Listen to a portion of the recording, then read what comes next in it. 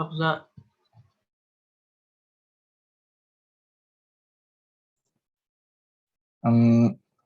Good morning, my friends. My name is Muhammad Mirza Muntaha. I am from the 12th group. I'm gonna talk about a lesson. It's about simple present tense. Next slide.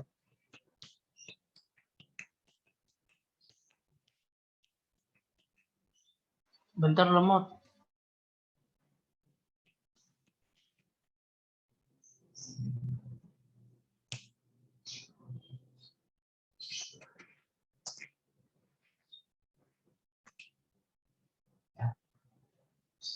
Okay. On this slide, I have an article. The article talks about the economy of Indonesia. On the first paragraph, it talks about Indonesia's natural resources, which can make Indonesia to be a developed country. And on the second paragraph, it talks about what the seventh president of Indonesia has achieved, such as he has, or Mr. Jokowi has implemented several structural reforms that aim at long-term growth but cause some short-term pain. Next slide.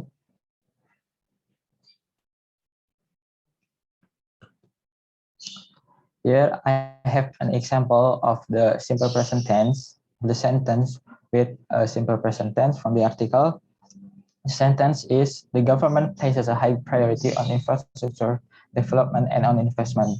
Or in Bahasa, pemerintah menempatkan prioritas tinggi pada infrastruktur dan investasi.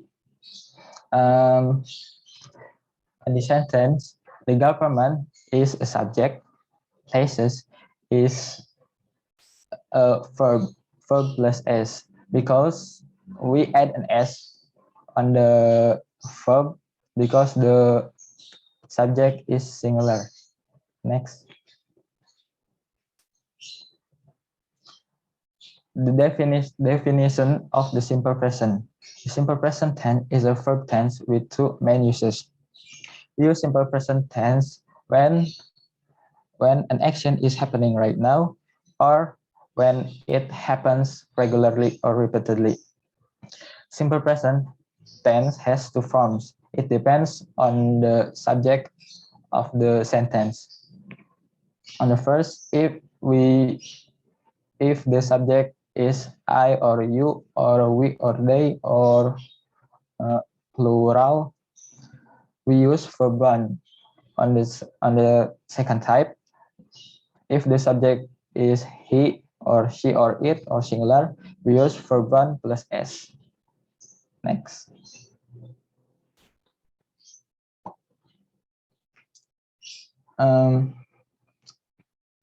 Verb one and verb one plus s. The subject for verb one, pronoun, it's I, you, we, and they. On noun, it's plural. For example, the example of the sentence, I play football. We don't have to add an s on the subject, on the verb. And for the plural, people watch a movie. For the subject with the verb plus s, we have he, she, and it. And for the noun, it's singular, uncountable noun, and countable singular noun. For example, of the pronoun, she loves you. We add an s after word love because the subject is she or singular. And the boy eats an apple. The boy is an example for the noun singular. My hair grows quickly. My hair is uncountable noun. Everybody works from home. Everybody is a countable singular noun. Next.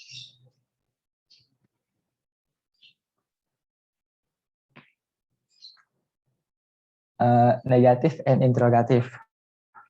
On both type, on the both form negative and interrogative, we have to add do or does as a helping verb. For example, on the negative sentence,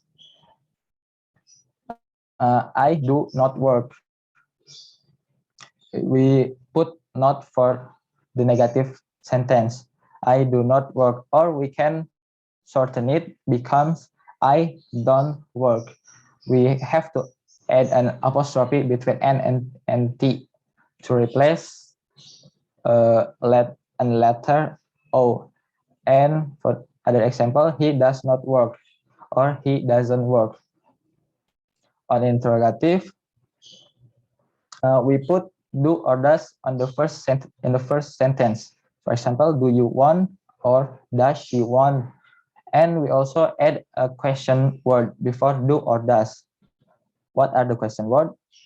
They are what, when, where, who, why, how, and many more.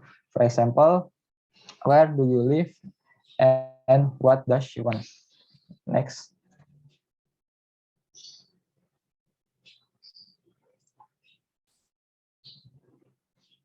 Oh.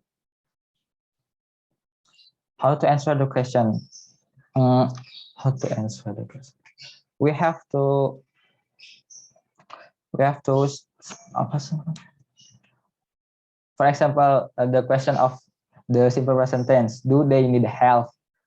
If the answer is positive, just say yes, they need help, or we don't have to repeat all the whole question. We just say yes, they do, or if it's negative, no, they don't.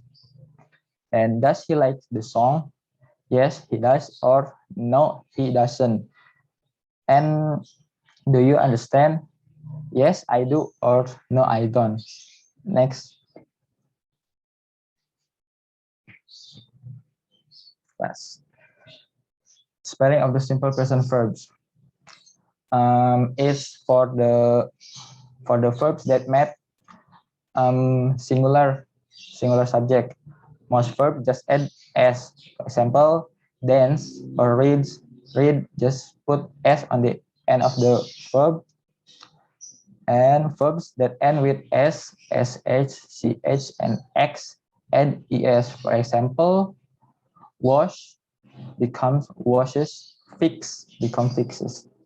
Verbs that add with consonant y add ies.